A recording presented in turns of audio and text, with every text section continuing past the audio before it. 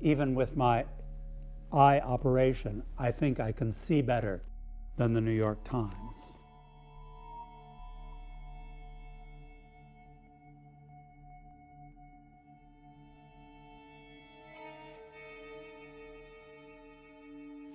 Is it possible that music has fallen so far?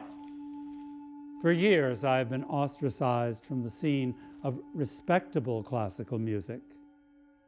And so I have retreated and withdrawn into my own world and my own dream of an eternal sound. But new events compel me to break my silence. Compel me to address you yet again.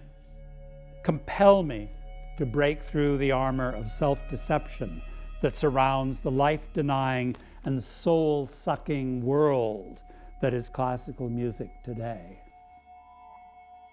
Musicians, composers, musicologists, instrument makers, music lovers, hear me.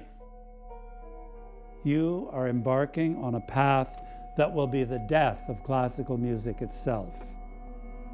And if we kill music, we kill the melody that moves the human body and soul. The residents of Cremona are under a gag order. They must be silent for the sake of some trivial recording project, not worthy of the name of music. Yes, some fool has decided that he will capture for all posterity the comprehensive sound of the Stradivarius. And to have this perfect noise, this mighty recording engineer tells a city that they must be silent, must get out of the way.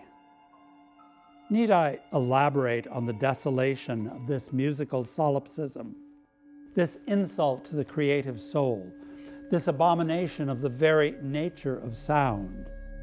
It appears I must, if no one else will pick up this foul gauntlet. Do you not see? Music is not something that exists without bodies. Music is a body, always and forever a collision, an interference, and a collaboration of bodies. Music has its origin, its life, its end, and its rebirth in the body of the earth, the great bodies of nature. The bodies of our buildings, the great and sonorous acoustics that we discover and construct. The clunky and clashing and irremediably physical bodies of instruments. And yes, in that marvelous wellspring of music expression that is the human body, in its fragility and in its continual metamorphosis. What do you think sound is, you pretenders of preservation? You who attempt to capture once and for all the isolated thing in and of itself? Do you not know that there is no such thing as a note in isolation, let alone the ecstasy of a musical phrase? There is no sound in a vacuum. Sound is the clashing, colliding, and colluding of physical particles. And the originary friction that is sound is the composition of the universe. Music, my friends, is essentially a matter of interference. And this is not something to be embarrassed about, to try to hide and minimize. No. That music is interference is the source and condition of its glory.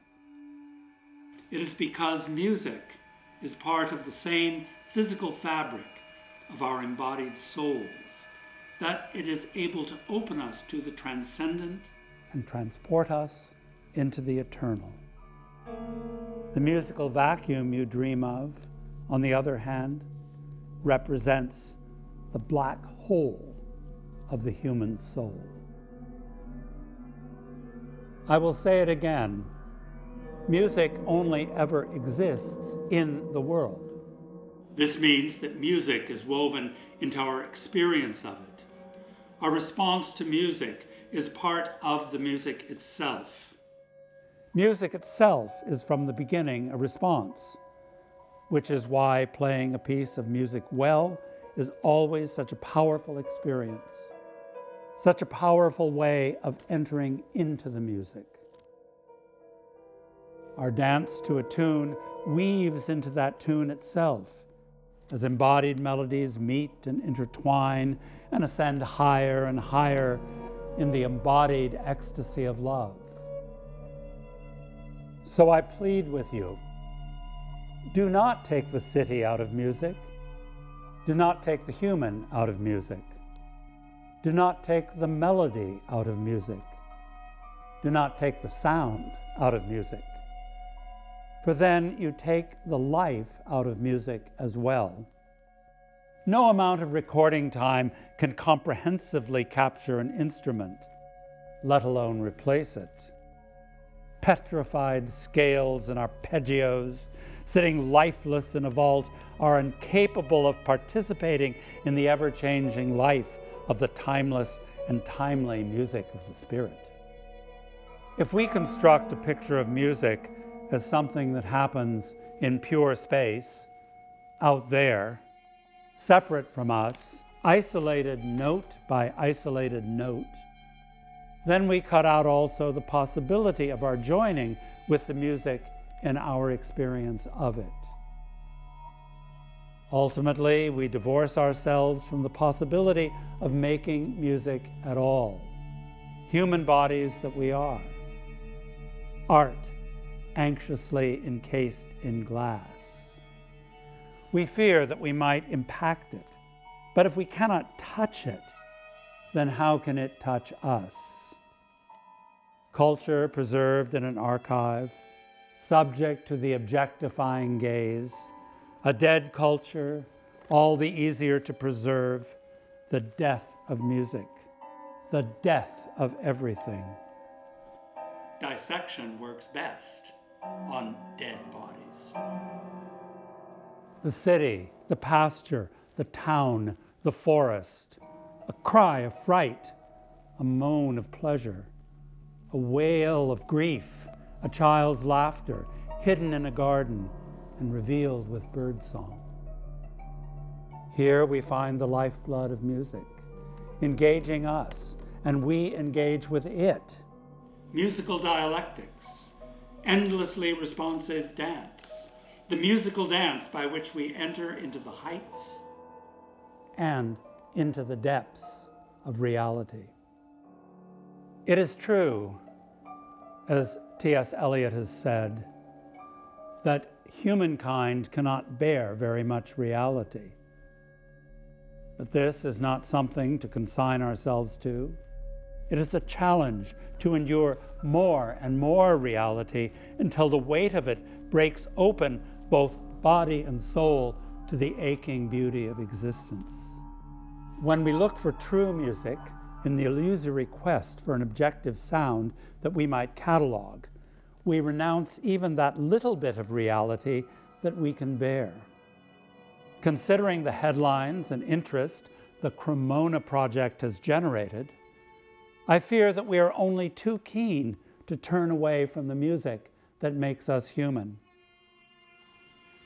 It seems that we desire the end of our humanity, not in a divine apotheosis of eternal sound, but in the damnation of a noisome yet empty vacuum.